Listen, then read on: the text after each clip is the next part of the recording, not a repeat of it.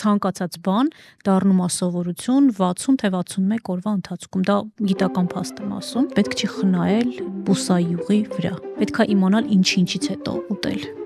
Այդ շատ կարևոր է։ Խնայելու ձևերից մեկը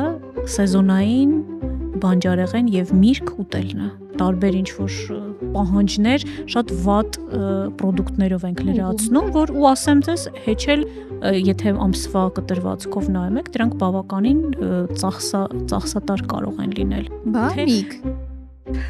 Մարգարինի այն բաղադրիչները, որոնք որ այդ ճարպերի մեջ են մտնում, իրենք շատ բարձր ջերմաստիճանում են հալվում դուրս գալիս։ Մենք փաստացի պետքա տենց մի 50 աստիճան ջերմություն ունենանք, որը անհնարին է, որ այդ ճարպերը դուրս գան։ Տատիկներ, մամաներ, բախումներ, չգիտեմ այն մամաները, ովքեր որ կարդում են, հետաքրքրվում են, փորձում են ինչ-որ ինչի մենք ժամանակին որ տվել ենք, ինչ ա եղել։ Ազգային խոհանոցին նույնիսկ որ նայում ենք,